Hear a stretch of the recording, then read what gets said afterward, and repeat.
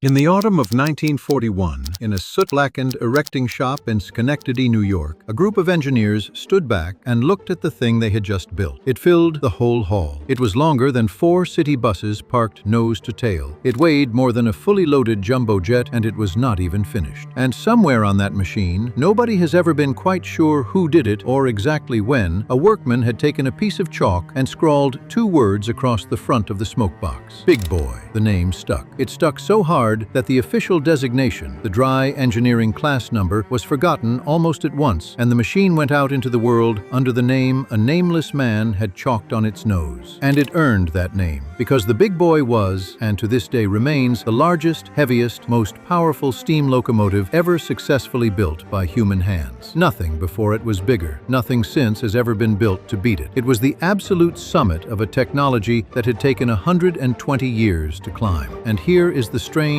sad heart of this story. That summit, that magnificent, thundering, chalk-christened peak of the entire steam age, was already, on the day it was born, standing at the edge of a cliff. Because at the very moment American engineering reached the top of the mountain was about to disappear from under it. The Big Boy was not killed by a bigger, better steam engine. Nothing bigger or better ever came. It was killed by something smaller, quieter, and far less glorious. And it happened so fast that some of these giants were sent to the scrapyard with barely half their working lives behind them. This is the story of the most powerful steam locomotive that ever ran. Why a railroad needed something so colossal in the first place. How it was built to conquer one specific mountain range. And why the very power that made it a legend was the thing that doomed it. How being the best, in this one cruel case, turned out to be no protection at all. To understand the Big Boy, you have to understand the mountain it was built to beat, and you have to go to Wyoming. Run your finger along a map of the old Union Pacific main line, the great steel spine that crossed the American West, and you will come to a stretch between Ogden, in Utah, and Green River, in Wyoming, where the land rears up into the Wasatch Range. This was the barrier. This was the wall. For the railroad, the Wasatch was not scenery. It was a problem. A long, punishing climb that every single train had to fight its way over, in both directions, in blazing summer heat and in blizzards that could bury a locomotive to its running boards. The grade there climbs at more than 1%. Now, 1% does not sound like much when you say it out loud, but to a train, a 1% grade is a merciless thing. It means that for every 100 feet the track runs forward, it rises a full foot, and a train weighing thousands of tons feels every inch of that rise, dragging backward on the couplers, fighting the engine the whole way up. On a climb like that, a locomotive that could pull a mile of freight cars across the flat prairie would suddenly find itself crawling, straining, and finally stalling, its wheels spinning helplessly on the rail. So for years, the Union Pacific solved the mountain the expensive way. They doubled up. A heavy freight would come to the foot of the grade, and there it would stop and wait, while a second locomotive, a helper, was coupled on to shove from behind. 2 engines, 2 crews, 2 boilers full of fire, all to get one train over one hill. And when the train reached the top, the helper had to be uncoupled, turned around, and sent all the way back down to the bottom to do it again for the next train, and the next, and the next. Think about what that costs. Every helper engine is a second set of wages, a second appetite for coal and water, a second machine to maintain, to house, to keep in steam around the clock. And worse than the money was the time. Every train had to slow, stop, and wait at the foot of the mountain for its helper. On a busy railroad, where the whole point is to keep the freight moving, that mountain was a giant permanent bottleneck, a place where the entire flow of commerce backed up and idled, day and night, year after year. The men who ran the Union Pacific looked at that mountain, and at the clock, and at the ledgers, and they asked a simple, enormous question. What if we did not need a helper at all? What if we could build a single locomotive so powerful, so ferociously strong, that it could take a heavy freight train and drag it over the Wasatch entirely on its own? No stopping, no waiting, no second engine. One machine, one crew, straight over the mountain and away. It was a beautiful idea. It was also, in engineering terms, an almost insane one. Because to do that, they were going to have to build something the world had never seen. The job went to the American Locomotive Company, ALCO, and to a design team working closely with the Union Pacific's own engineers. And the brief they were given was brutally specific. The railroad did not want a vague, big engine. They had done the sums, comes. They knew, almost to the ton, what they needed. They needed a single locomotive that could haul around 3,600 tons up that grade without a helper and do it at a respectable speed, not crawling, but moving, keeping the traffic flowing. To lift a load like that up a mountain like that, you need power on a scale that steam engineers had spent their entire careers being told was impossible. And the way they got there tells you everything about how bold this machine was. Start with the wheels. Most people picture a steam locomotive as a boiler sitting on a row of big driving wheels, and for most engines, that is exactly what it is. But there is a hard limit to that design. Make the engine long enough and powerful enough, put enough driving wheels in a single rigid row, and the thing simply cannot get around a curve. The wheelbase is too long. It would either derail or tear the track apart. The Big Boys designers solved this with an old and clever trick taken to a new extreme. They built it articulated. Instead of one long, rigid frame, the Big Boy had two separate sets of driving wheels, two complete engines, in effect, under a single vast boiler, with the front set hinged, able to swing, so the whole enormous machine could flex through the curves like a living thing. 16 driving wheels in total, 4 huge cylinders. The wheel arrangement gave it its formal name in the language railwaymen use, 4884, but you did not need to speak that language to understand it. You only needed to stand next to it, because the scale is genuinely difficult to take in. The Big Boy, with its tender, the great wagon behind it that carried the coal and water, stretched to around 132 feet long. It weighed, fully loaded, well over 1,000,000 pounds. The boiler alone was a furnace big enough to stand up inside. It burned coal so fast that no human being could possibly shovel it quickly enough by hand, so it was fed by a mechanical stoker, a motorized screw that fed coal into the firebox by the ton. At full effort, this one machine developed something in the region of 6,000 horsepower and could exert a starting pull, the raw force it put down onto the rail to get a dead train moving, of well over 100,000 pounds. 25 of them were built, in 2 batches, the first 20 in 1941 and 5 more 3 years later, in the middle of the war. And from the moment the first one rolled out of the shop, it did precisely what it had been designed to do. It walked up the Wasatch, alone, dragging a freight train that would once have needed 2 engines and 2 crews, and it did it at speed. The bottleneck, the great idling queue at the foot of the mountain, simply dissolved. One machine had swallowed the whole problem. It is worth stopping for a moment on how a machine like this actually got built, because it tells you a great deal about the world that made it, a world that has very nearly vanished. There were no robots on that erecting shop floor. There were no computers. A Big Boy was assembled, piece by colossal piece, by the hands of skilled men, boilermakers, riveters, machinists, fitters, craftsmen who had spent their whole lives learning to work steel on this scale. The great boiler was rolled and riveted by hand. The enormous frames were cast and machined to tolerances measured in fractions of an inch, on parts that weighed as much as a car. It was less like building a vehicle and more like building a small mobile factory. A factory whose entire purpose was to turn fire and water into brute forward force. And then there is the name, because the official designation of these machines was nothing romantic at all. In the dry language of the railroad, they were simply the 4,000 class, after the numbers painted on their cabs. But somewhere in the building of the very first one, an unknown worker in that Schenectady shop picked up a piece of chalk and scrawled "Big Boy" across the front of the smoke box. Perhaps as a joke, perhaps just as a description of the obvious. And that was that. The chalk mark won. The name spread through the workforce and then out onto the railroad and then into the newspapers, and the official designation never had a chance. To this day, nobody knows for certain who that worker was. An anonymous man with a stub of chalk gave the most famous steam locomotive in American history its name, and then disappeared back into the crowd of history, never knowing what he had done. But building the machine was only half the battle, because you cannot simply drop a locomotive this size onto an ordinary railroad and expect it to work. Everything around it had to be rebuilt to fit. The turntables, the great rotating platforms used to turn a locomotive around, had to be lengthened, because no existing turntable on the line was long enough to hold a Big Boy. The roundhouses and servicing sheds had to be enlarged to get them inside. The track itself and the bridges had to be strong enough to bear that crushing weight without being pounded to pieces. The Big Boy did not just arrive. An entire stretch of railroad had to be remade in its image at enormous cost, simply so that these 25 machines could do their work. That is how badly the Union Pacific wanted to beat that mountain. It rebuilt the world around the solution. So let me put you at the scene, out on the high, hard country where these giants actually earned their keep. The Big Boy's kingdom was the high plains and mountains of Wyoming and Utah, a land of thin air, brutal winters, and long, grinding grades. Picture the great yards at Cheyenne, Wyoming, sitting more than 6,000 feet above sea level, where the crews would prepare one of these monsters for a run. The fire has been building for hours. The boiler is at pressure. The safety valves lift lifting with a scream that you feel in your ribs. Behind the engine, its train is being assembled. Freight cars by the dozen, then by the score. A line of steel stretching so far back along the yard that from the cab you cannot see the end of it. Then the driver eases open the throttle. And here is the moment of truth for any locomotive, starting a dead train. For a second, nothing. All that force building against all that weight. And then, with a bark from the 4 cylinders that echoes off the distant hills, the whole vast assembly begins slowly, impossibly, to move. The big boy digs in, its 16 driving wheels gripping the rail, and it drags the enormous train forward, gathering speed, the exhaust beat quickening from a slow, heavy chuff into a hammering, continuous roar, until the thing is rolling out across the high plains at a pace that seems flatly impossible for something so heavy. Ahead lay the climbs, grades like the famous Sherman Hill, west of Cheyenne, where the line hauls itself up over the mountains at the roof of the continent. This was where the big boy showed what it was for. Where a lesser engine would have faltered and called for help, the big boy simply lowered its head and climbed, dragging its mile of tonnage up and over, its exhaust tearing at the thin mountain air. It had been built for exactly this, and it did exactly this, superbly, day after day, year after year, right up until the moment the world quietly decided it did not need it anymore. And yet, the men loved them. They loved them the way you love something that is difficult and dangerous and magnificent and yours. On the Union Pacific, to be trusted with a big boy was to be at the very top of your trade. These were the flagships. These were the engines that pulled the heaviest tonnage over the hardest road on the whole system, and everyone in every yard knew it. When one came through, 130 feet of thundering black steel, its exhaust hammering the sky, hauling a freight train so long you could not see the end of it, people stopped what they were doing and watched. Children ran to fences. It was, quite simply, the most impressive thing on rails anywhere in the world. Nobody standing in those yards, watching those giants go by in the middle of the war, had any idea how short their reign was going to be. They looked like the future. They were built like they would run forever. In truth, the clock had already started, and it was running fast. Because while Alco was building the biggest, most powerful steam engines the world had ever seen, somewhere else, quietly, a different kind of machine was being perfected. It did not thunder. It did not throw a column of smoke and fire into the sky. It did not need a mechanical stoker, or a 2-story firebox, or a crew of specialists to keep it alive. It was the diesel-electric locomotive, and it was about to end the steam age completely. To understand why the diesel won, you have to stop thinking like a spectator and start thinking like an accountant. Because the big boy did not lose on power. It never lost on power. No diesel of its day could match a single big boy for raw, brute pulling force. The big boy lost on something far less glamorous and far more deadly. It lost on cost. Think about what a steam locomotive actually needs just to exist. It needs coal in enormous quantities, which means it needs a whole infrastructure of coaling towers and coal trains and men to handle it. It needs water, vast amounts of water, which means water towers and treatment plants strung out all along the line. It needs to have its fire lit hours before it can move, and banked and tended even when it is standing still, because you cannot simply switch a fire off and on. It needs constant, skilled, filthy maintenance. A steam locomotive spends a shocking amount of its life not earning money, but sitting in a shed being kept alive. The diesel needed almost none of that. You could start it with the turn of a key, more or less, and shut it down when you were done. It did not need water towers strung across 1,000 miles of desert. It sipped fuel instead of devouring coal by the ton. It could run for far longer between overhauls. And, this was the killer blow, you could couple several smaller diesel units together and control them all from one cab, with one crew, adding exactly as much power as any given train needed, and no more. The big boy's great party trick, dragging a huge load over the Wasatch alone, could now be done by a set of diesels that cost a fraction as much to own